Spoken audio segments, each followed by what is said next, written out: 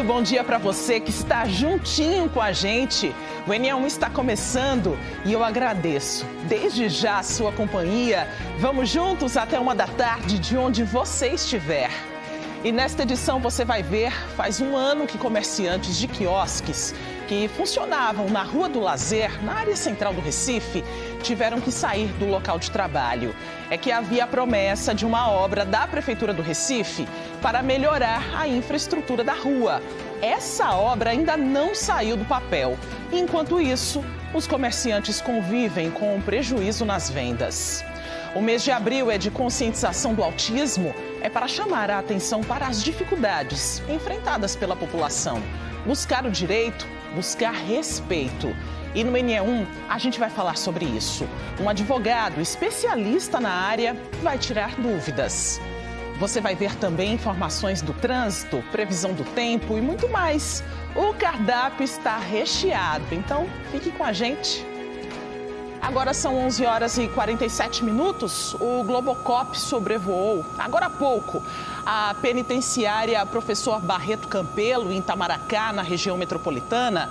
Você confere a movimentação por lá. Começou logo cedo, por volta das 6 da manhã. O governo do estado informou que está desativando a penitenciária por completo. O trabalho de transferência dos presos envolve mais de 450 profissionais da área de segurança do estado. E ao longo desta edição, a gente traz outras informações para você. O NE1 de hoje traz um dado preocupante. Nos 2 primeiros meses deste ano, 441 pessoas desapareceram em Pernambuco, de acordo com a Secretaria Estadual de Defesa Social. Para ajudar as famílias a encontrarem os parentes, existe um trabalho importante realizado aqui no estado. Camila Torres já está aqui com a gente, ela vai explicar como funciona essa mobilização que envolve muitos profissionais, né, Camila? Bom dia para você. Oi, Maristela. Bom dia para você também. A gente meio que se acostumou, né, a ver casos de pessoas desaparecidas sendo resolvidos pela polícia. Mas na política nacional de mobilização na busca de desaparecidos, ela vem interagindo a polícia vem interagindo com serviços de saúde e serviços de assistência social. Por quê? Porque a pessoa desaparecida, ela pode estar num hospital, por exemplo. Ela pode ter se acidentado, ela pode ter passado por uma situação que a deixou inconsciente e ela foi levada para o hospital e permanece nesse estado de inconsciência, foi levada sem documentos, por exemplo. Então, a pessoa que a família está procurando pode estar num hospital. A pessoa pode estar também num abrigo, né, numa instituição de longa permanência, como são chamados esses locais. E às vezes é uma pessoa que está num estado em que não tem condições de se expressar, seja pela idade, seja por alguma deficiência, por algum transtorno. Então a Política Nacional de Buscas por Desaparecidos vem estabelecendo protocolos para a interação dos serviços das polícias, da saúde e da assistência social. Uma vez uma pessoa sem identificação chegando a um desses locais, existe protocolo para que haja o comunicado ao setor da polícia que pode colher, por exemplo, impressões digitais dessa pessoa para que no banco de dados que já existe aqui em Pernambuco, no ITB, o Instituto de Identificação Tavares Buril, a partir da identificação da impressão digital é possível chegar à identidade dessa pessoa e é o que já está acontecendo aqui em Pernambuco, inclusive apresentando resultados na solução de casos de pessoas desaparecidas. A gente preparou uma reportagem mostrando o envolvimento de vários profissionais nesse tipo de atendimento e ainda nesta edição a gente mostra para vocês. Maristela. É uma investigação envolvida aí para localizar essa pessoa que está desaparecida. Daqui a pouco você volta, então, Camila, com outras informações. A Caixa Econômica Federal está fazendo um mutirão para assinatura de acordos de conciliação com os donos dos apartamentos de prédios Caixão. Juliano Roque acompanha e traz as informações para a gente. Oi, Juliano, bom dia para você também. Bom dia, Maristela. Bom dia para todo mundo. São moradores de prédio tipo Caixão das cidades do Recife, de Olinda, Jaboatão e Paulista. E é muita gente, viu, senhor? Esse povo aqui todinho moravam em apartamentos que estavam nesses prédios, naqueles conjuntos habitacionais que estão com risco alto de desabar. Muita gente morou. Nós perdemos a comunicação com Juliano Roque, é uma transmissão feita pela internet. Daqui a pouco, então, a gente retoma essa conversa tão importante, tá? 11h52, por enquanto a gente segue com outros assuntos. E neste momento, uma audiência pública cobra explicações sobre o atraso na entrega do kit escolar nas unidades de ensino da rede estadual. Você tem acompanhado aqui no NE1 a queixa de alunos de escolas públicas que não receberam o material. Bora conversar então com Bianca Carvalho. Ela acompanha essa audiência e traz outras informações para a gente. Oi, Bianca, porque além do kit escolar, a audiência quer saber também o motivo de outros problemas que nós mostramos por aqui também. Oi, Maristela, bom dia para você, para todo mundo. Rapaz, é tanta coisa nessa audiência pública. Eu cheguei, é tipo assim, se você virar para o lado, você ouvir uma crítica que você tem que, na mesma hora, anotar para poder contar aqui para vocês. Primeiro que a sala está cheia, a gente fez algumas imagens, estamos mostrando para vocês. Essa audiência pública foi convocada pelo deputado Antônio Coelho, do União Brasil, e aí quem chamou, quem fez, na verdade, ele sugeriu. E o presidente da Comissão de Administração Pública, o deputado Valdemar Borges, do PSB, fez a convocação, ele como presidente da comissão. 15 deputados estão na mesa, 11 pediram para falar. Quem começou falando foi o secretário Gilson Monteiro Filho, que é o secretário de Educação do Estado de Pernambuco. Aí ele começou respondendo várias questões que foram citadas na convocação dessa audiência pública. Então tem isso que você falou aí, Maristela, problemas com fardamento escolar que não chegou para muita gente, teve gente que recebeu duas fardas, teve gente que não recebeu nenhuma, gente usando farda do ano passado, farda de jogos interescolares, kit escolar, gente tendo que comprar porque não chegou, problemas com merenda, não é nem tanto a quantidade, mas a qualidade, a variedade do cardápio. Problemas nos recursos do Investe Escola, para onde que está indo esse dinheiro, de maneira, tanta coisa. Problema de nomeação, a gente está vendo até aqui a faixa, são 1.772 professores que são concursados, que passaram, mas que ainda não foram nomeados. Enquanto isso, eles afirmam que 14 mil é o número hoje de funcionários temporários, sem falar no desvio de função. Tem gente que é professor de matemática, está ensinando história ou geografia. Então, enquanto tem muita gente esperando essa contratação, como mostra aqui a faixa, tem gente que está sendo desviada de função e que tem contratação temporária, havendo professores concursados e que ainda não foram nomeados.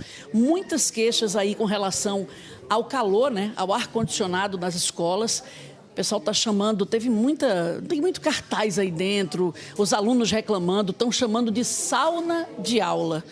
E aí o secretário deu várias explicações, a gente vai tentar ver se daqui a pouco traz o secretário para conversar com a gente, Maristela, mas tudo é sobre a pasta dele. Então eu não sei se ele vai conseguir sair para responder essas críticas, mas daqui a pouco a gente volta a conversar para explicar um pouco mais do que está sendo reclamado aí dentro. Mas, é muita coisa. O negócio aqui vai entrar pela tarde com toda certeza. Tem muita coisa para responder, muito problema, muita confusão. Maristela. Como é que o aluno tem um bom desempenho, né? Dentro de uma sala quente, com uma merenda que não tem qualidade. São muitos problemas que a gente vem mostrando aqui no NE1. Problemas que começaram desde o kit escolar que não foi entregue. Nós já estamos no mês de abril. Então, daqui a pouco, Bianca Carvalho pode nos acionar aqui a qualquer momento. Esse assunto é prioridade aqui no NE1. Você segue comigo agora porque os donos e donas de casa, que são responsáveis por fazer a feira, conseguem perceber melhor, né, quando um produto ou alimento fica mais caro. Por exemplo, as hortaliças, como tomate, brócolis, alface, cheiro verde, o preço está mais salgado. E daí vem o desabafo, né, e o desafio também desses consumidores. Será que dá para consumir essas verduras sem pesar tanto no bolso? Luna Markman vai conversar com a gente sobre este assunto. Será que dá para fazer substituições, Luna? Acho que a imagem dela travou um pouquinho, mas vamos ver se a gente consegue ouvir Luna. Oi, Luna, bom dia.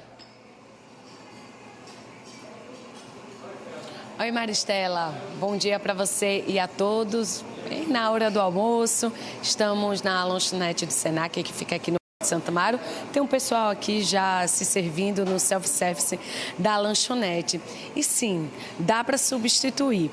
E aí a gente vai conversar com a nutricionista daqui a pouco sobre isso, mas deixa eu ver se eu consigo falar com uma pessoa aqui. Amigo, rapidinho, desculpa te incomodar, vem aqui. Que eu queria dar uma olhadinha no teu prato para ver se ele está colorido. O que é que você já colocou aí? Bom dia.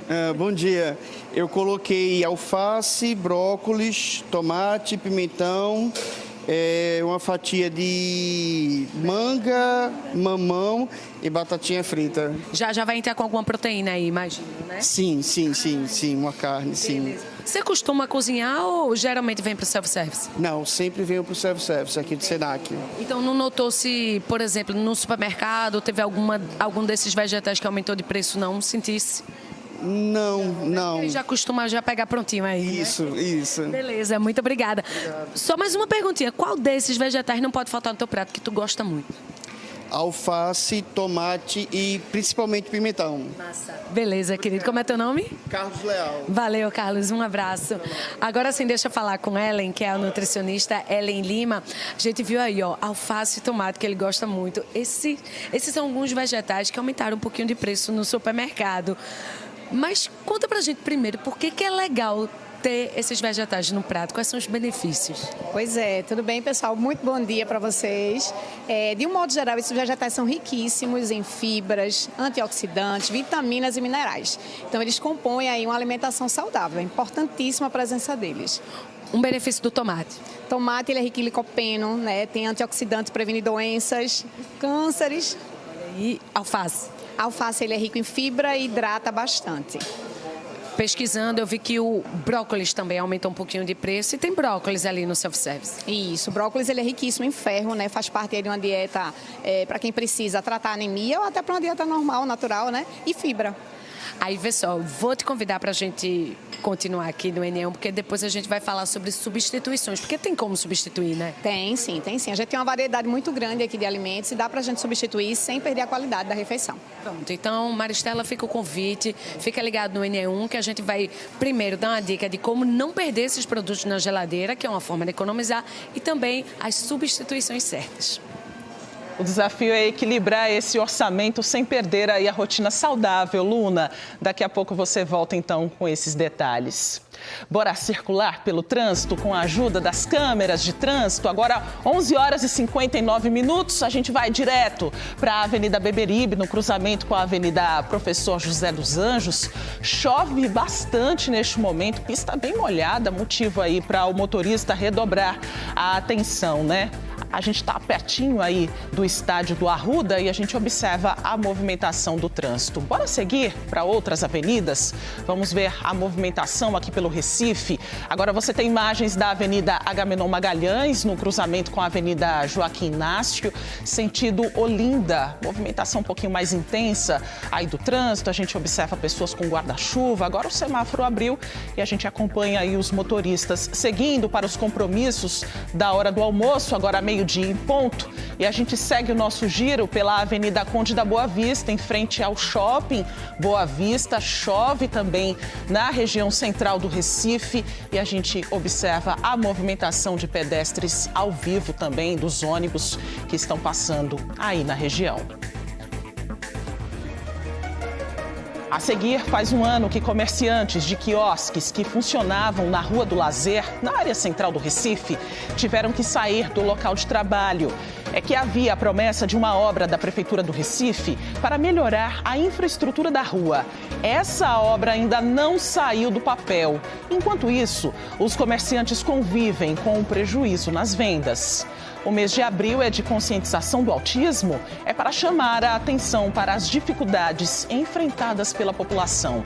Buscar o direito, buscar respeito. E no NE1 a gente vai falar sobre isso, um advogado especialista na área vai tirar dúvidas. E ainda a gente vai saber outros detalhes da desativação da penitenciária Professor Barreto Campelo em Itamaracá, na região metropolitana. O NE1 volta em instantes, agora 12:01.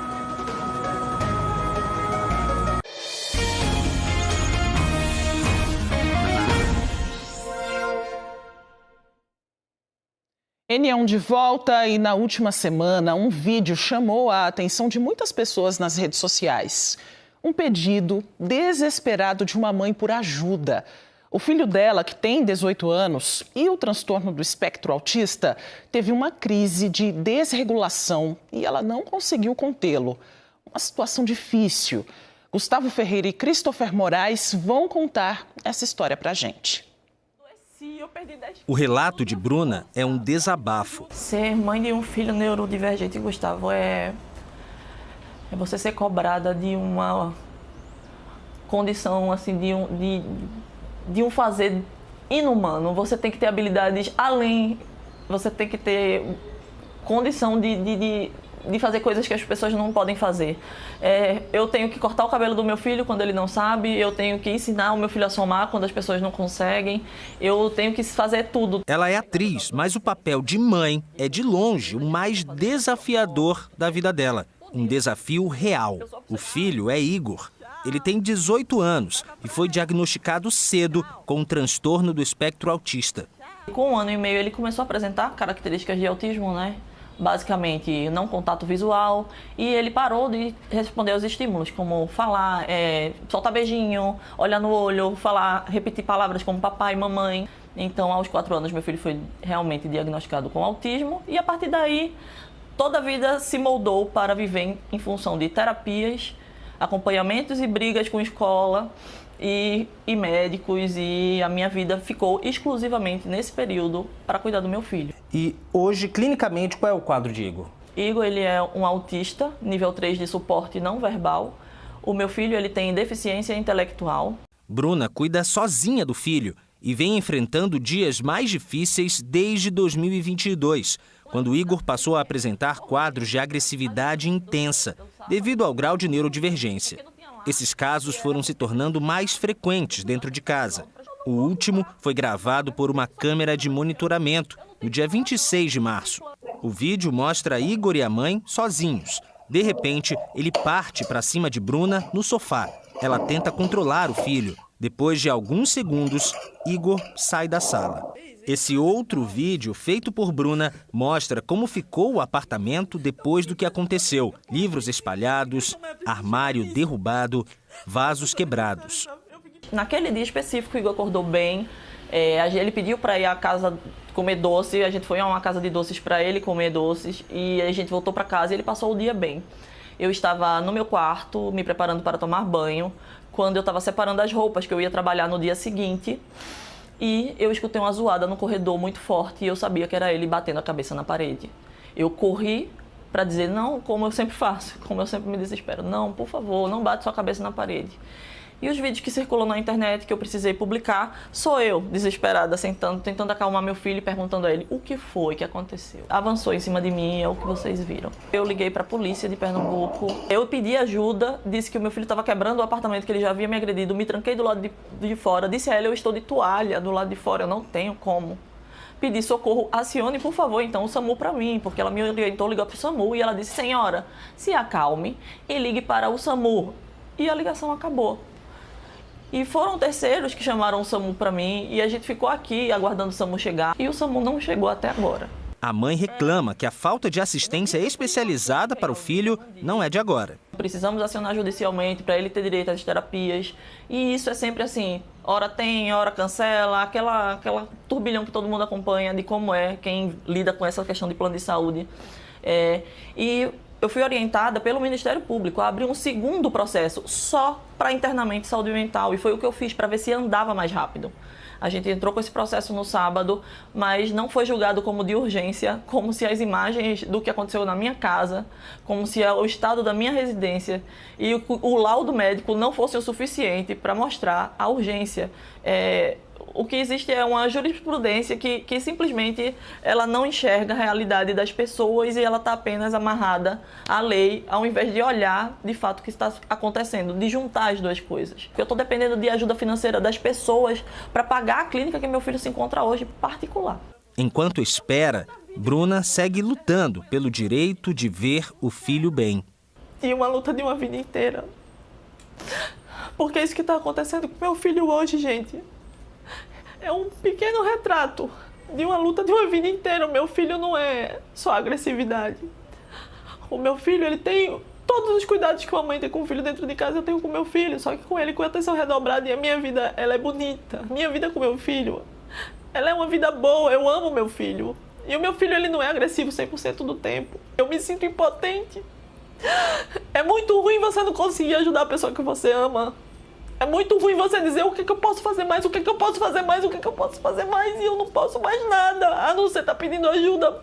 Porque todas as vias que eu tentei, até na emergência, eu não fui atendida. Eu tô pedindo isso desde setembro do ano passado. Quanto sofrimento, hein? E a saída para isso, a solução, claro que é a assistência adequada.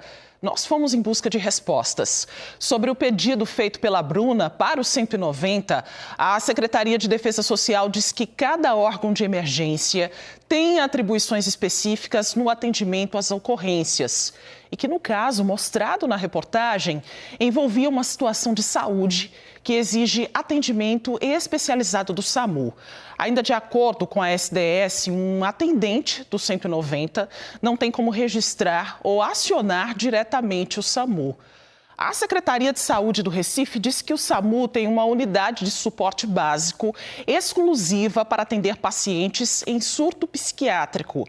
E que no momento do chamado, mencionado pela reportagem, a equipe especializada estava em atendimento. A secretaria explicou ainda que foi feita uma tentativa de contato com o solicitante para confirmar a necessidade da assistência, porém a chamada não foi atendida. Nós também procuramos o Tribunal de Justiça de Pernambuco para saber sobre o pedido de urgência feito à Justiça para o internamento de Igor. O tribunal disse que está ainda apurando, mas até o momento não tivemos retorno. Sobre o atendimento do plano de saúde, a AMIL disse que está em contato com Bruna para fazer o agendamento com profissionais credenciados e especializados de acordo com o quadro clínico atual de Igor. A gente, claro, vai seguir acompanhando. Infelizmente, é comum um relato de dificuldades no tratamento e acompanhamento de pessoas com autismo, tanto no SUS quanto nos planos de saúde. Mas é direito, viu? A lei garante o tratamento integral ao paciente autista. Vamos conversar então com Camila Torres sobre esse assunto? Camila.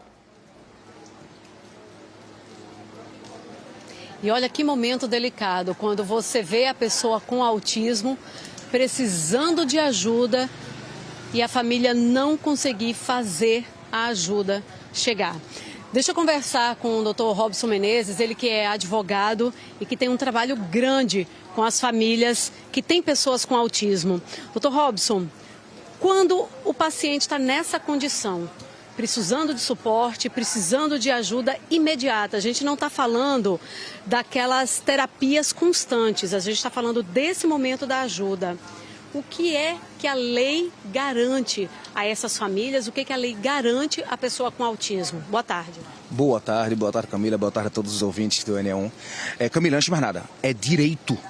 É direito ter acesso a esse tratamento, inclusive é emergencial, esse atendimento emergencial em momento de uma crise psiquiátrica, em momento dessa crise sensorial que o autista está vivendo. A política pública do Ministério da Saúde diz que os municípios e os estados devem estar devidamente equipados com equipe que tenha condição de fazer essa intervenção imediata, essa intervenção urgente, para poder, em caso de necessidade, já fazer uma internação imediata, uma medicação imediata, para poder conter aquela crise mais aguda e, a partir daí, pensar qual é o segundo passo. É direito da família ter acesso a esse tipo de atendimento emergencial, assim como uma posterior internação, caso seja a necessidade. No caso dessa família, essa família tinha que ter tido a assistência do SAMU ou tinha que ter tido a assistência de transporte mesmo, coberta pelo plano de saúde? Nesse momento emergencial, ou um atendimento, sempre quando você, por mais que você tenha plano de saúde, quando você vai ligar para uma ambulância, você liga para a ambulância pública. Você liga para o serviço público, que é o serviço público de saúde, que está previsto na nossa Constituição de um atendimento emergencial, como o 190, por exemplo. Isso é dever do Estado, é dever do Estado fornecer. Em seguida, a continuidade da internação ou do tratamento deve ser fornecida imediatamente pelo plano de saúde, também seguindo as necessidades do paciente de acordo com recomendação médica. Esse tipo de atendimento tem que ser um atendimento específico para a pessoa com autismo? Com certeza absoluta. E é por isso que é tão importante que a gente trabalha na capacitação dos entes públicos, da própria polícia, que pode ajudar numa intervenção dessa, das entidades públicas de saúde, porque elas precisam estar preparadas. O município do Recife não pode simplesmente chegar para a gente e dizer: eu só tenho uma unidade para atender esse tipo de situação. Não, outras unidades também têm que estar preparadas. É dever do Estado, a gente não está pedindo favor para ninguém, não. É dever do Estado fornecer esse tipo de atendimento emergencial por qualquer que seja o seu serviço público. Então, Robson, o senhor falou de polícia. A polícia falou que esse caso não seria um caso de polícia. Esse é ou não é um caso de polícia? Tecnicamente, não, porque não tem nenhum crime acontecendo. Vamos deixar isso claro. Mas, se a unidade policial pode dar algum suporte, alguma força para ajudar aquela família, para ajudar, por exemplo, o serviço público, o serviço público de saúde, por que não? Tem que atender o cidadão que está na situação de risco, na situação de emergência. Estava ali naquela situação, estava sendo colocado em risco a saúde dele e a saúde da mãe. E como é que a autoridade simplesmente se omite a fazer? Não vou fazer. Corpo de bombeiro, quem quer que seja, tem que dar esse tipo de suporte, porque não pode simplesmente deixar a míngua. Então, Robson, e para onde levar o paciente também? É a família que decide ou já há uma unidade hospitalar pré-determinada para atender esses casos? Após a contenção da crise aguda, que é esse momento emergencial, aí o médico assistente, o médico que acompanha o paciente, vai dizer o que é que ele precisa. Ele precisa de uma internação, só que essa internação ela tem que ser específica quando se fala de autismo. Porque eu não quero que esse paciente seja internado e permaneça lá. Ele precisa voltar para a comunidade. E para isso ele precisa de tratamento específico, ele precisa de profissionais específicos que vão ajudar. Toda a intervenção para autismo, ela precisa ter início, meio e fim. E esse caminho tem que ser tratado pelos profissionais especializados da clínica de internação para que a gente consiga equilibrar esse paciente e devolver ele para a família, devolver ele para a sociedade e seguir o tratamento fora da internação. E nesses casos não dá para o plano de saúde passar dias analisando o pedido para poder dar a resposta para a família então, né? Sob hipótese alguma, Camila, equipare a você ter um problema de saúde e ir para uma emergência hospitalar. Por um acaso, na emergência hospitalar, eles passam uma semana, 2 dias para fazer isso? Não. A emergência hospitalar e uma internação hospitalar é imediata. Internação em caso de crise psiquiátrica em autismo também precisa ser imediata e ser feita com profissional e com clínica capacitada para tratar aquele autista. Doutor Robson, muito obrigada pelos esclarecimentos. O que o doutor Robson está trazendo aqui é o que já está previsto. Então, não é nem mais uma questão de discussão, é o que está previsto e é para ser seguido. E as famílias das pessoas com autismo, o que elas precisam é que o que já está previsto seja seguido. Porque se fizer aquilo que está lá, já vai ajudar bastante. Maristela. É direito, né, Camila? Aí procura o plano de saúde e não tem assistência imediata. Procura a justiça e encontra a lentidão. Esse impasse precisa ser resolvido porque a família da Bruna precisa de mais. E quando eu digo precisa, na verdade, é uma necessidade que envolve o direito. E isso é indiscutível. A gente fala agora da angústia de comerciantes do Recife que estão sem conseguir trabalhar direito.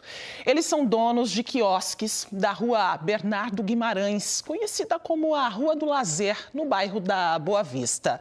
E tiveram que desocupar o local para a prefeitura fazer serviços de reforma. Só que eles dizem que já faz um ano que as obras foram anunciadas. E até agora, nada foi feito por lá. O nome mesmo é Rua Bernardo Guimarães, mas este trecho que fica no quarteirão da Universidade Católica de Pernambuco é conhecido como Rua do Lazer. Numa extensão de pouco mais de 300 metros, quiosques oferecem cardápios variados. O problema é que desde o ano passado, os comerciantes esperam uma obra da Prefeitura do Recife. Ela foi anunciada em março para começar em abril. Nós mostramos no NE1. Na época, teve até aviso de desocupação. Depois, o serviço foi adiado para dezembro. Virou o ano e até agora nada. Seu Ferreira é um dos mais antigos daqui. Com todo esse tempo que o senhor tem aqui, são o quê? 50 anos? É, mais ou menos 50 anos. Já viu muita revitalização? Tem várias requalificações. Como é que era isso aqui de início? Aqui de início era rua, passava carro, tinha estacionamento. E depois... E você já vendia aqui nessa época? Já vendia aqui nessa época. E onde é que você vendia, se passava carro? Na calçada, era na calçada. E depois teve um projeto de lei do professor Rafael de Menezes que doou esse trecho da rua Bernardo Guimarães, que agora é a Rua do Lazer, para os alunos da Universidade Católica. Aí foi quando foi fechada a rua e teve uma requalificação pequena, mas nós começamos a trabalhar na rua, certo? E depois teve outras, já é a terceira requalificação, com essa que nós estamos reivindicando agora, que foi prometida para o começo do ano, é a quarta revitalização. Segundo eles, a revitalização da Rua do Lazer estava prevista para durar de 6 a 8 meses. Enquanto isso, os 30 permissionários, responsáveis por 44 quiosques, receberiam um auxílio da prefeitura. Agora, só silêncio. Não se sabe o que vai acontecer, nem quando. Eles prometeram uma renda, uma pequena renda, mas também eles também não disseram quanto eles iam dar. E a gente só tem essa fonte de renda. A fonte de renda da gente é só essa daqui. A gente tira 100% daqui. Tudo que eu tenho, eu tirei daqui. E o que a gente queria mesmo aqui era uma resposta. Os comerciantes contam que a drenagem da Rua do Lazer é muito precária. Se chover, alaga tudo. A calçada é desnivelada, sem falar no estado dos banheiros. Sujos, em árvores que precisam de poda, na ação dos cupins, quiosques com rachaduras. Falta quase que tudo, porque promessa a prefeitura tem dado, mas não faz, não realiza.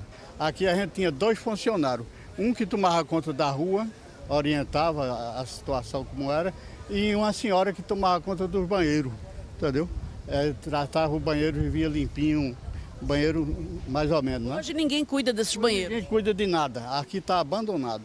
E quem é que cuida da rua, assim, de varrer, de limpar? Tem a equipe que passa varrendo, mas tem muitas vezes também passa 2, 3 dias sem passar. Eu tive em janeiro, lá falei inclusive com um dos diretores da CESUB, e ele me disse o seguinte: olha, não façam nenhuma obra que vá depender de gasto de vocês, porque vai ser feita a reforma. Agora a gente não vai prometer se é hoje, se é amanhã, então ficou um negócio complicado. Pior que, confiando no prazo e nas melhorias que seriam feitas, alguns comerciantes alugaram outros espaços. Gilberto disse que, com a demora, a expectativa virou frustração. Acredito que uns 6 já saíram, estão pagando aluguel, acreditando no auxílio. Aqui do lado, por aqui, por perto? No entorno da universidade, eles alugaram, acreditando no auxílio que a prefeitura ia dar, e estão pagando aluguel, perderam clientes e a situação deles está mais complicada do que para quem ficou. E fica nessa situação. A gente queria uma data para poder saber se vai revitalizar, a gente mesmo revitalizar o box ou eles. Nós procuramos a Prefeitura do Recife para responder sobre as reclamações dos comerciantes. Assim que recebermos um posicionamento, nós vamos trazer aqui no NE1 para você. E você acompanhou no NE1 de ontem a resolução do Conselho Nacional de Farmácia que autorizava farmacêuticos a prescreverem medicamentos. O Conselho Federal de Medicina discordou da resolução e entrou na Justiça. Ontem à tarde, a Justiça Federal suspendeu a resolução em caráter liminar, ou seja, tem validade até o julgamento definitivo da ação. A Justiça determinou ainda que o Conselho de Farmácia divulgue a decisão em seu site e outros meios de comunicação institucionais, sob pena de multa diária de R$100 mil. A gente agora volta a falar sobre o atraso na entrega de kits escolares nas unidades de ensino da rede pública de Pernambuco. Bianca Carvalho está acompanhando uma audiência e traz outras informações agora para a gente. Bianca. Maristela, a audiência lotada, como eu comentei para vocês, está lotada mesmo, tem gente sentada no chão, gente em pé, está muita confusão lá dentro, mas eu peguei o presidente da Comissão de Administração Pública, ele que convocou essa audiência, para resumidamente dizer para a gente, deputado Valdemar Borges, do PSB, o que é que está sendo cobrado dele aí. A lista é extensa, eu sei, mas assim, principalmente o quê? São prazos? O que se cobra é que ele supere as dificuldades para que a educação de Pernambuco não continue nessa ladeira, né, descendente que se encontra atualmente, com os programas paralisados, merenda escolar de má qualidade, licitações que não conseguem ser realizadas. Então é isso que a educação de Pernambuco hoje vive. Os alunos passam por isso todo dia, a comunidade escolar passa por isso todo dia. A gente traz aqui o secretário hoje nessa audiência para que ele nos explique por que tanta dificuldade gerencial, por que tanta incapacidade de fazer a máquina moer. A educação de Pernambuco estava lá embaixo, por conta do esforço de governos anteriores, da comunidade escolar, conseguiu ser referência nacional e hoje, lamentavelmente, ela começa a perder posição. O que a gente vê é isso. Programas como Ganha o Mundo com dificuldade de ser implementado, merenda escolar, kit escolar, ou seja, não há uma licitação nessa secretaria que consiga ser realizada com êxito. Bastante sobre o problema com licitação, Procuradoria-Geral, Tribunal de Contas, enfim, deputado, eu sei que o senhor está lá dentro na mesa, muito obrigada, viu? Eu que agradeço. A gente vai continuar conversando sobre isso. Gente, esses problemas de que o deputado falou, a gente vem mostrando em várias reportagens aqui no NE1. Vamos ouvir. No mês de março, o NE1 mostrou a reclamação de estudantes de 2 escolas públicas da rede estadual de ensino. No dia 24, alunos da escola de referência Saturnino de Brito, em Jaboatão dos Guararapes, fizeram um protesto na Estrada da Batalha. Eles denunciaram que os kits escolares, com cadernos, canetas, lápis e borrachas, não tinham sido entregues. Os fardamentos também estavam em falta. A pouca variedade da merenda era outra queixa. Para a gente que é um aluno que fica de 7h30 até 4h40, que a gente precisa de uma alimentação saudável, uma alimentação boa, uma alimentação que sustente a gente, para a gente prestar atenção nas aulas dos professores, isso aqui fica inviável. No dia 10 do mês passado, mostramos a situação dos estudantes da Escola de Referência em Ensino Médio Padre Nécio Rodrigues, no bairro da Linha do Tiro, zona norte do Recife. O problema era o mesmo. Faltavam kits escolares. As famílias estavam tirando dinheiro do próprio bolso para comprar material escolar. As fardas também não tinham sido entregues. Muitos estavam no improviso, usando as camisas dos Jogos Interclasses do ano passado. Alunos que estão precisando, que são carentes e estão precisando desses kits escolares para estudar, porque está sendo muito difícil essa situação. Isso era para ter desde o começo do ano e ainda não chegou. E isso queremos uma ajuda. Gente, esse problema de merenda, de kit, é tanta coisa que foi citada aí. E tem muitos professores também que lotaram a sala da audiência pública. A gente tem um aluno aqui, presidente da União metropolitana de estudantes secundaristas, mas também estamos com a presidente do Sindicato dos Trabalhadores em Educação, Ivete Caetano, para saber logo de Ivete, assim, problemas com relação à contratação de professores que são concursados e não foram nomeados, professor desviado de função, é tanta coisa para falar.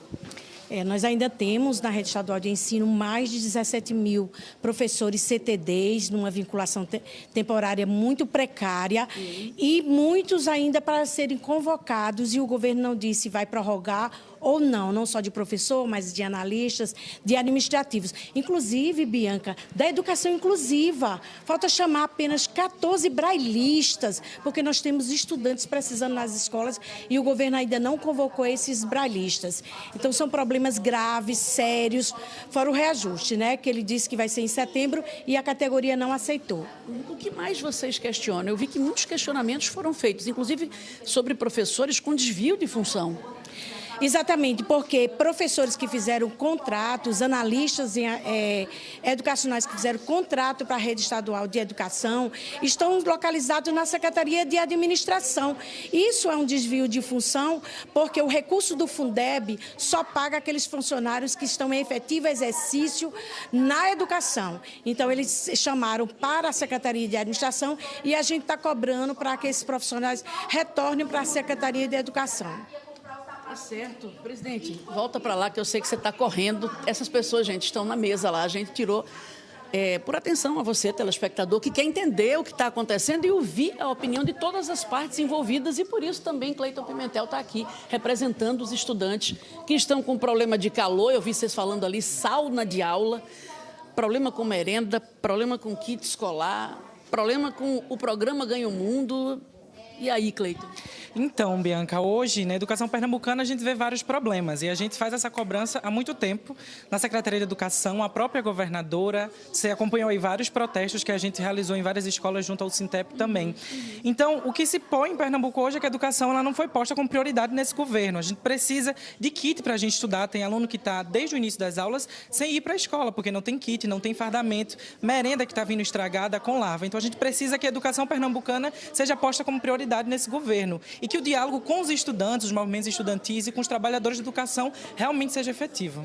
Cleiton, muito obrigada por ter vindo até aqui. Vai lá continuar nessa conversa. Gente, tudo isso que foi dito aqui precisa de uma resposta do governo do Estado. A gente tentou tirar da mesa o secretário de Educação, o Gilson José Monteiro Filho. Ele disse que queria sair. A questão é que tudo que está sendo falado lá dentro, pelos deputados, pelas entidades estudantis, pelos professores, tudo diz respeito a ele. Então, a gente está pegando essa resposta e daqui a pouco vai dizer para vocês o que disse o secretário estadual de Educação com respeito a tudo isso que foi denunciado aqui e que a gente vem mostrando também no NE1. Me chama daqui a pouco, Maristela. Até já, então, Bianca, com outras informações. E no ano passado, quase 3 mil pessoas desapareceram em Pernambuco. Muitas vezes, elas estão sem identificação, sofrem algum acidente e vão parar em hospitais. É aí que começa uma jornada com o envolvimento de muitos profissionais para tentar localizar as famílias. Um trabalho que conta com a ajuda da tecnologia e com a sensibilidade de quem está disposto a promover reencontros. Todos os dias, 200 pessoas em média dão entrada na emergência do Hospital da Restauração, a maior do estado.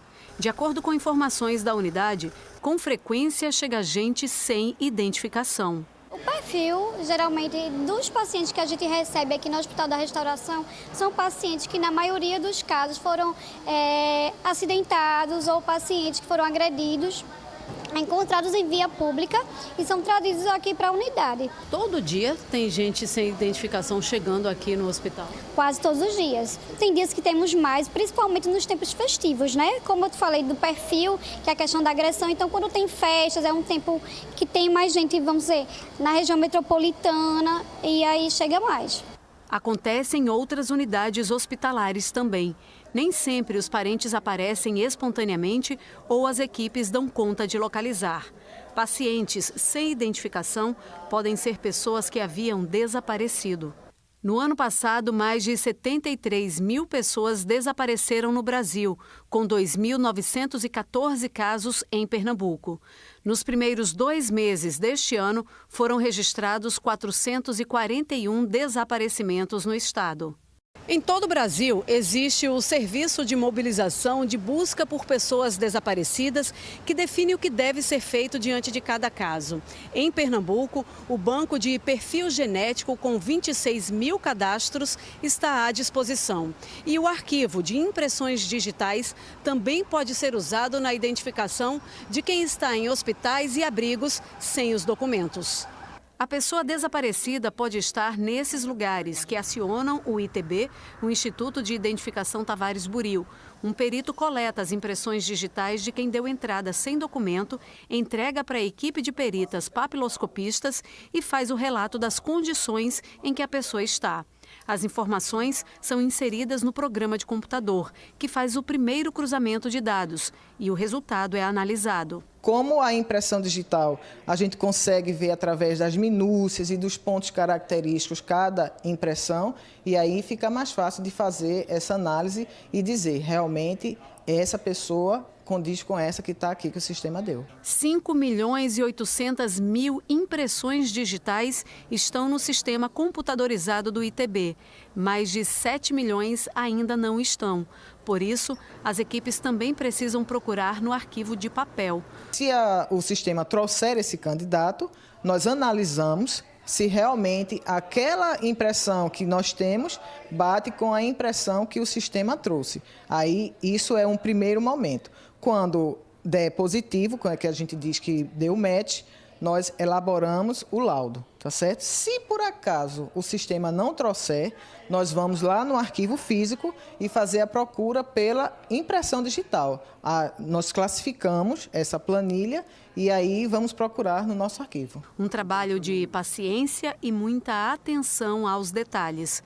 Quando a pessoa é identificada, ainda é preciso identificar e localizar algum parente dela. Com os recursos usados pela polícia, a equipe liga para tentar fazer o reencontro da família. Em todo o ano passado, a equipe do setor de desaparecidos do ITB trabalhou em 107 casos de pessoas internadas em hospitais sem identificação. 50 delas reencontraram os parentes por meio da análise de impressões digitais e tiveram a chance de reescrever a história com a própria família. É resgatar a cidadania, né? Porque você está lá num hospital, está numa casa de repouso e não saber nem qual o seu nome, então isso aí é muito importante, ou seja, esse resgate da cidadania e que é fundamental a todo ser humano, né?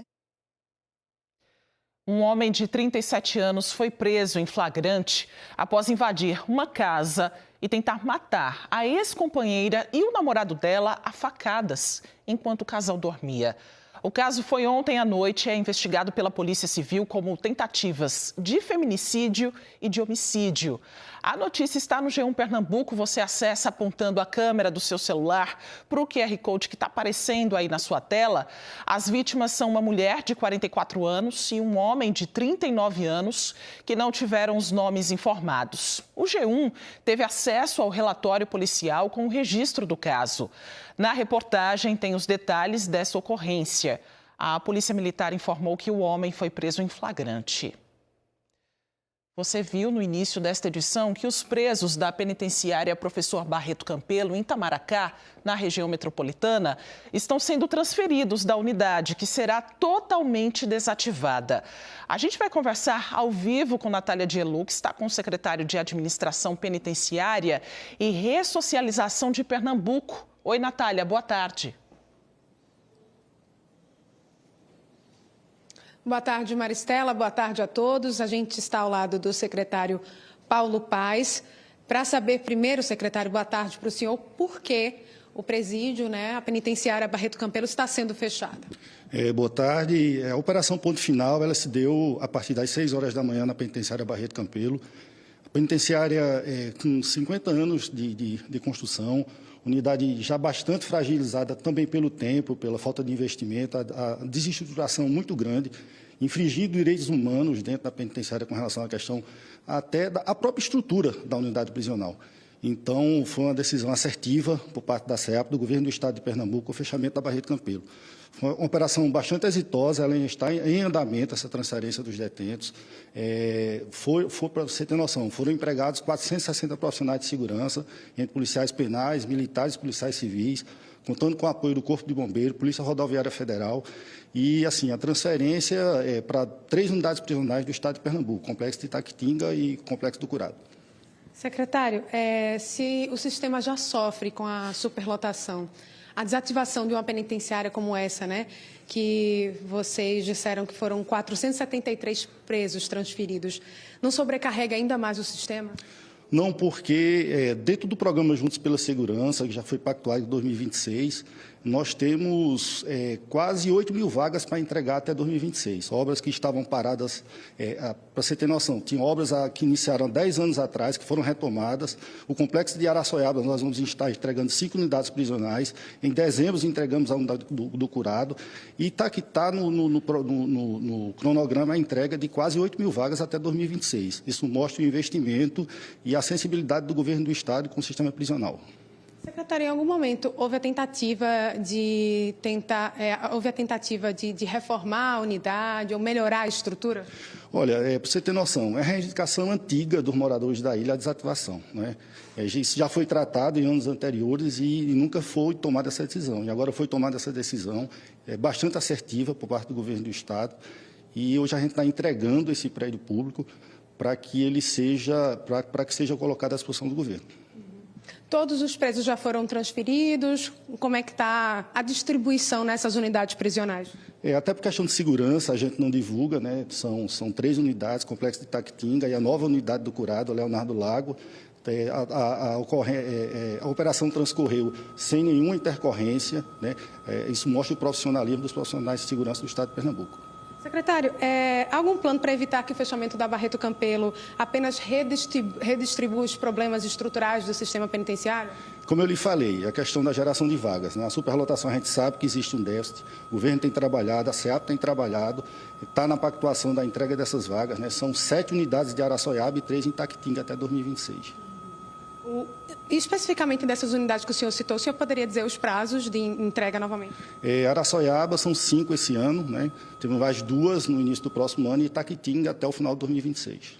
Certo. Secretário Paulo Paz, muito obrigada pelas informações. Boa tarde para o senhor. Maristela. Obrigada, secretário. Obrigada, Natália, pelas informações. A gente chama agora a Bianca Carvalho, que acompanha uma audiência para discutir problemas nas escolas estaduais. Há pouco, ela trouxe as queixas dos profissionais da educação, dos alunos. Agora, o que diz a Secretaria da Educação, hein, Bianca? O secretário ainda está falando, respondendo a muitas perguntas na audiência, mas a gente já tem essa resposta da Secretaria, Bianca?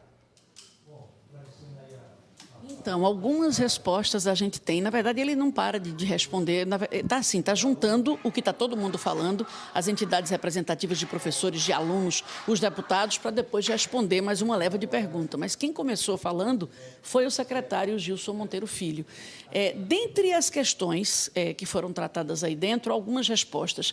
Sobre o programa Ganha o Mundo, ele disse, na verdade, sobre muita coisa. Ele disse que tinha problema de liminar, de cautelar, problemas burocráticos de documentação, de contratação, de licitação. Ele disse que está no entendimento com o Tribunal de Contas do Estado, que a ideia é que os alunos possam viajar até o fim do semestre. Só que aí, de acordo com ele, haveria um outro entendimento do Tribunal de Contas de que essa partida seria entre julho e agosto, o que iria prejudicar a realização do Enem, porque esses alunos têm que estar aqui para fazer o Enem, né? E aí está essa definição. Ele disse que há uma expectativa de que os alunos possam viajar até o fim desse primeiro semestre. Eu estou recebendo muita mensagem aqui pelas redes sociais e pelo celular de maestros, regentes, coreógrafos, perguntando com relação ao pagamento deles que eles não receberam. Gente, eu ouvi o secretário falando sobre isso também, dizendo mais uma vez, problema de burocracia, de documentação. Ele disse que está tentando rever essa forma de pagamento para que regentes, maestros, coreógrafos recebam esse dinheiro. Ele disse isso ali para todo mundo ouvir. Com relação aos kits escolares, né? Ele fala que sobre fardamento, falou que tem licitação acontecendo com o Polo Têxtil, Santa Cruz de Capibaribe, Caruaru, Toritama, tem até mochila sendo feita em Cupira. Ele disse que, admitiu que houve problema, licitação, cautelar, tudo isso. E que até 20 de abril essa situação seria solucionada. Ele deu esse prazo, 20 de abril. E sobre as questões de merenda, ele disse que está acompanhando as denúncias com relação a essa variedade que não estaria existindo. Mas as reclamações continuam, Maristela, porque as pessoas dizem que licitação, burocracia, tudo isso deveria ter sido resolvido antes e não agora, já no 3º ano de mandato. A discussão continua e a previsão é de que essa história aqui não termine antes das 3 horas da tarde, não. Muita gente inscrita para falar e ele tentando responder. Maristela. Muitas respostas que precisam ser dadas, né, Bianca? Obrigada pelas informações. Qualquer coisa é só chamar a gente aqui. A gente agora volta a falar sobre os acordos de conciliação com os donos dos apartamentos de prédios caixão. Juliano Roque tem outras informações para a gente. Depois que assina, tem previsão para receber, Juliano? Tem sim, Maristela. De acordo com a Caixa Econômica Federal, no máximo 15 dias depois do contrato ser assinado, a pessoa já tem essa indenização na conta. Eu converso agora com o juiz José Moreira Neto. Ele faz parte desse grupo grande de negociação, de acordos, e tira essas dúvidas para a gente. Muito boa tarde para o senhor.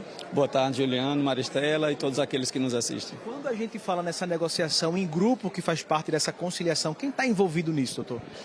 Quando se pensa num processo, se pensa em autor e em réu, mas para chegar a um acordo como esse que foi feito aqui, foram diversos atores, governo federal, governo do estado, as prefeituras dos municípios envolvidos, Caixa Econômica, seguradoras, escritórios de advocacia e, obviamente, os mutuários, tudo isso com a coordenação da Justiça Estadual e da Justiça Federal. Esse mutirão, dessa vez, começou ontem, mas vai até quando?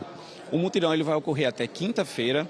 Foram separados os empreendimentos por dia, mas devido à fluidez com que os trabalhos estão acontecendo, todas as pessoas envolvidas com os prédios tipo caixão podem comparecer das 9 às 17 aqui na Justiça Federal, na Avenida Recife, trazendo seus documentos pessoais, trazendo documentos que comprovem alguma relação com o imóvel, que serão prontamente atendidas por essa grande equipe. Agora, eu também conversei com um representante da Caixa Econômica. Ela falou para mim o seguinte, que para esse mutirão, estão sendo previstos, acordos de 630 donos de apartamentos. Essas pessoas moravam em apartamentos que estão no alto risco de desabamento. Quem não deu o nome ainda para fazer parte dessa lista de 630, que é a expectativa que vocês querem assinar, fechar até a próxima quinta-feira. Quem não participou dessa triagem ainda pode vir para cá, mesmo sem ter entregue esses documentos com antecedência? Sim, Juliano. E até a gente faz um chamamento às pessoas que compareçam de posse desses documentos que eu citei há pouco, que elas também serão atendidas, as suas situações serão individualizadas, analisadas, com uma grande possibilidade dos acordos também serem fechados, mesmo não estando nessa lista inicial. Vou reforçar que esses processos, que estão tendo esse desfecho hoje, são de prédios que já foram condenados pelas autoridades e que já estão aí em processo de demolição. A indenização que se paga, que já foi falado lá no ano passado, é de R$120 mil. São pagos os honorários dos advogados. Muitas pessoas assinam porque dizem assim, doutor, eu vou assinar para não perder pelo pé, para não perder tudo, Como é que a justiça e esses outros órgãos envolvidos chegam a esses números, Eu não vou nem perguntar se é justo ou não, porque envolve sonhos, projeções, família, O que é que o senhor acha disso? Perfeito, Juliano. Não tem como a gente mensurar a dor e o sofrimento que essas pessoas passaram ao longo de décadas até chegar a esse momento que estamos vivenciando aqui hoje. Em grande resumo, quem vai pagar o valor dessas indenizações é um fundo, o FCVS, que é gerido pela Caixa, é dinheiro público. Esse fundo, até então, ele previa o pagamento de valores menores a R$30 mil por unidade. O que foi que aconteceu? Para prédios, foi visto que isso era um valor insuficiente. Então, todos esses atores que eu citei há pouco, que participaram dessa grande negociação, né, que ocorreu em Brasília, não foi dentro de um processo, isso ocorreu em Brasília, todos esses atores que participaram dessa negociação chegaram ao fundo e o fundo terminou aprovando que, para os prédios tipo caixão na região metropolitana do Recife, esse valor seria de R$120 mil. José Moreira Neto, muito obrigado pela entrevista. Espero que outros acordos também sejam assinados nesse mutirão do senhor. Muito obrigado, até a próxima. Maristela. Obrigada pelas informações, Juliano.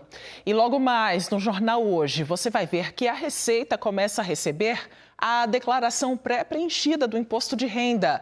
Boa tarde, Trali. Olá, boa tarde. Muito obrigado pela parceria. Você sabe que no JH estamos sempre de olho nos assuntos que mexem com a sua vida.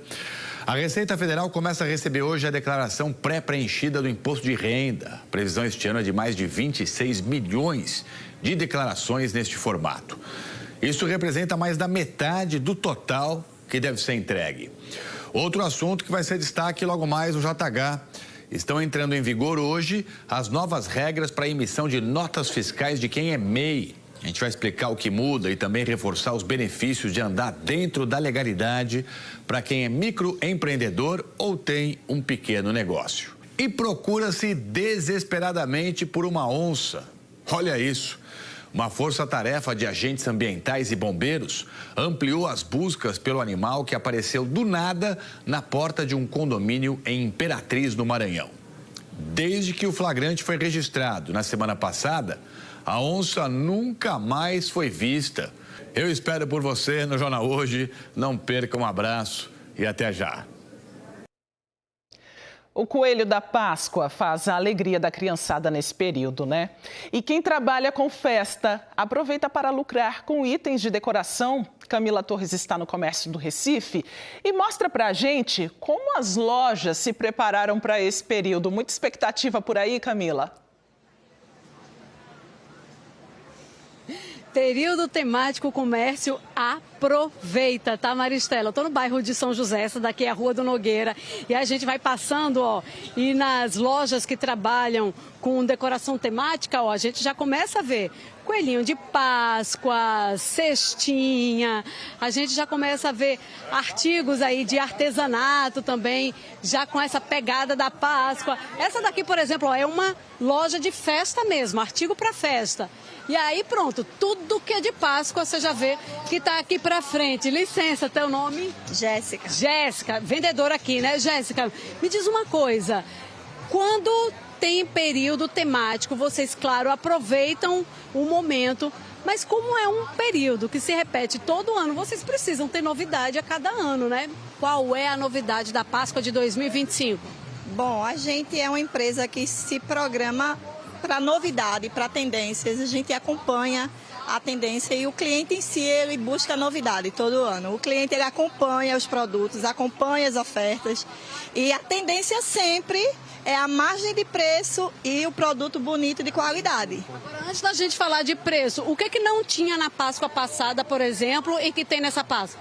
Bom, nessa Páscoa a gente está com uma novidade muito grande em cestinhas personalizadas para você botar bombons e presentear as crianças e inclusive fazer a corrida de caça-ovos, que é interessantíssimo para os pais e incentivar as crianças. Chega para cá, Jéssica, para a gente poder mostrar, ó, aqui a gente tem cestinha de feltro, né? Elas são coloridas, ó, tem nesse modelo, tem essa outra cestinha aqui, ó, já é um outro modelo também. Para esse lado de cá, né, Jéssica, tem esse montão aqui já mais colorido e uma quantidade grande de caixas também, né? A gente está com uma tendência muito grande de procura de caixa de ovos. Inclusive até pelas altas, de chocolate, enfim, o pessoal prefere montar o seu ovo gourmet, além de ter variedade em caixas, em preços, em sabores também. Você monta o seu ovo a critério e a gente, além de ajudar e contribuir com a renda extra para uma dona de casa, um autônomo, a gente ajuda a tendência. A gente modifica o estoque, a gente baixa os preços. Temos caixa de ovo de colher a partir de R$ 2,99.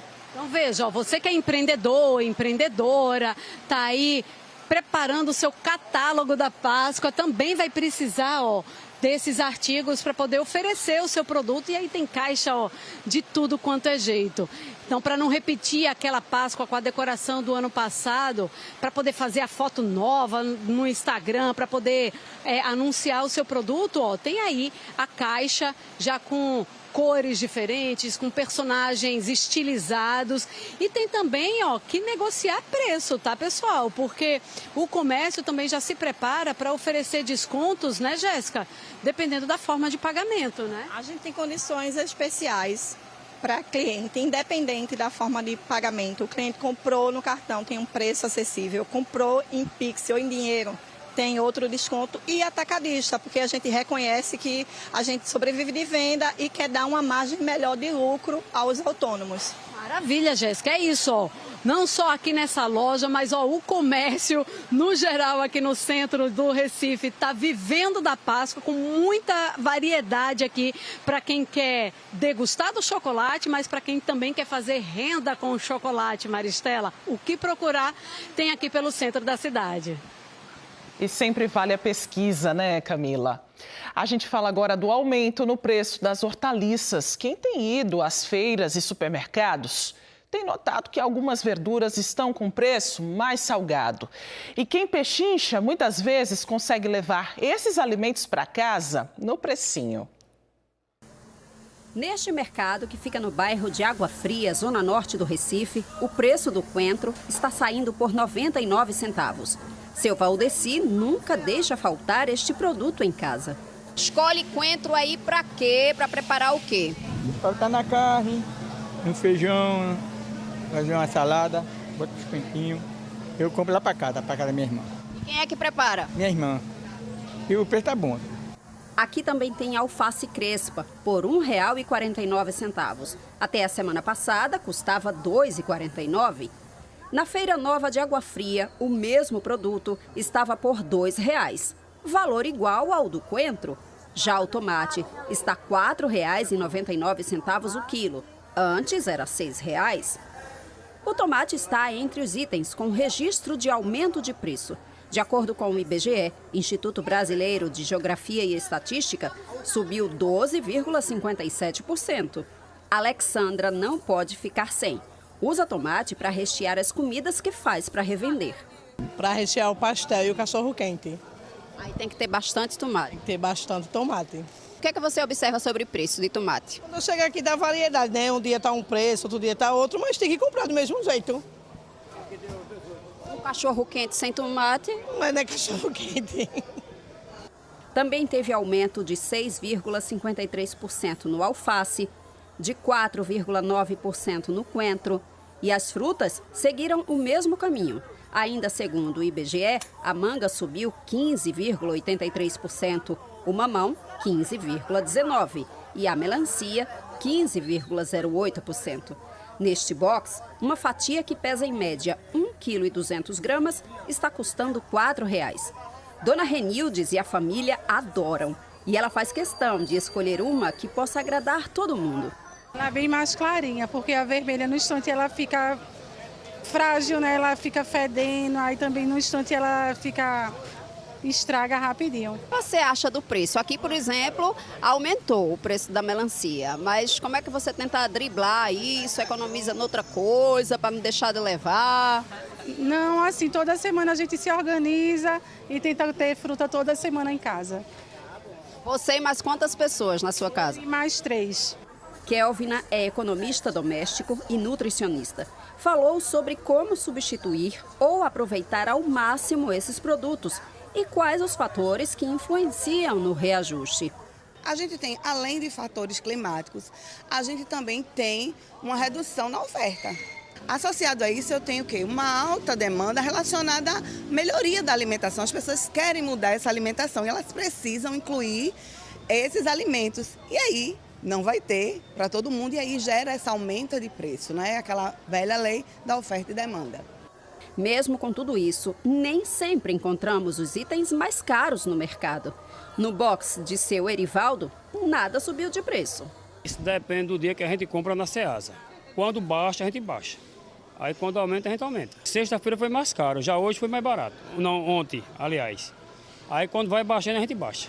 Kelvina explicou por que isso acontece. Esse fenômeno ele não necessariamente vai acontecer de imediato. Então, por exemplo, algumas vezes as chuvas elas aceleram o processo de maturação e aquilo que foi produzido ele precisa ser vendido mais rápido. Então, não vai dar para exportar. Então, essa rapidez que precisa, às vezes faz com que esse preço caia um pouco.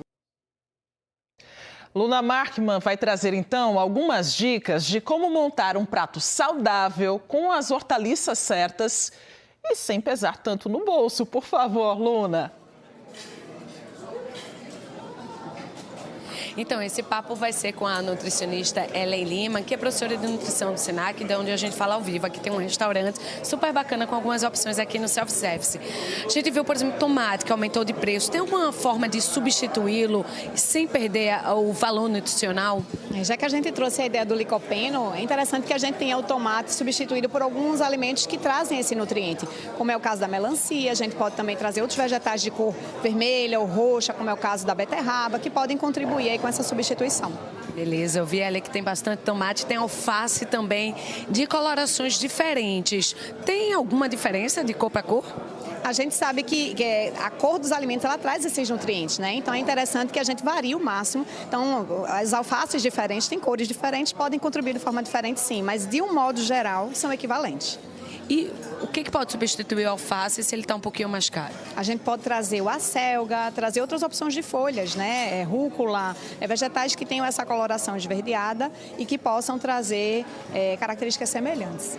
O brócolis, às vezes, também está um pouquinho mais caro no supermercado, como agora. Tem como substituí-lo? O brócolis, ele é um vegetal verde, escuro. Então, vamos procurar vegetais que têm essa coloração. Aí a gente cai também no espinafre, na rúcula, né? Nos vegetais que trazem essa coloração. Podem se substituir tranquilamente por esse vegetal. A dica, então, para montar um prato saudável, sem ser tão caro, nessas substituições, qual é a dica principal? A dica é observar a cor desses alimentos. Se a gente conseguir substituir cor por cor, a gente vai estar fazendo uma boa substituição. E quanto mais rico for esse prato, de um modo geral, a gente trazer a cor laranja, verde, amarela, né, a gente vai poder ofertar um maior volume de nutrientes. Não perder o produto na geladeira também é uma forma de economizar, né? Por exemplo, tomate, uma dica para a gente não perder. Vamos transformar esse tomate num molho, né? Uma boa alternativa para que a gente possa guardar e utilizar depois, né? Para não deixar desperdiçar, e que o preço está alto.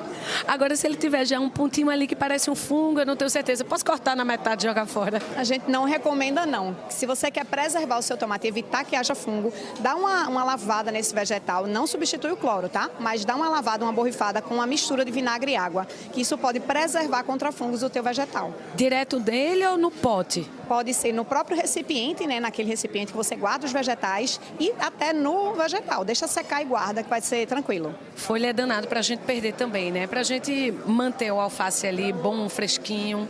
A gente tem que eliminar a contaminação a partir do cloro. Faz aquela solução clorada clássica, 1 colher para cada litro de água, deixa 20 minutos de molho, enxágua. E depois você coloca papel em camadas dentro de um recipiente. Esse papel vai reter a umidade e evitar apodrecimento vegetal.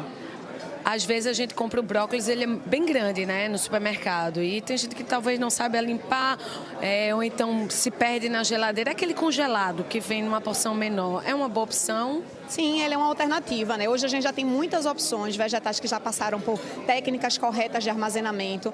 Vai ter perda nutritiva, sempre terá, mas aí ela é muito pequena contra as vantagens, né? Tem muitas vantagens no consumo, é melhor consumir assim. Melhor consumir assim, né? Você deu até uma dica para você fazer o congelamento dele. Se você compra uma quantidade, o preço do brócolis está ótimo, compra uma quantidade e aí você dá um choque, a gente corta em pedacinhos pequenos iguais, joga na água quente fervente, tira, escorre e joga em água gelada. Daí você congela com tranquilidade. Maravilha, muito obrigada pelas dicas. Então, substituição, cor por cor, não perde a nutrição e ainda pode economizar. Maristela. Prato colorido, com boas opções, prato saudável, né, Luna Markman? Bora almoçar, então? O NA1 volta amanhã e você pode rever e compartilhar as reportagens a qualquer hora no Globoplay. Uma ótima tarde para você. Obrigada por sua companhia. Fique agora com o Globo Esporte.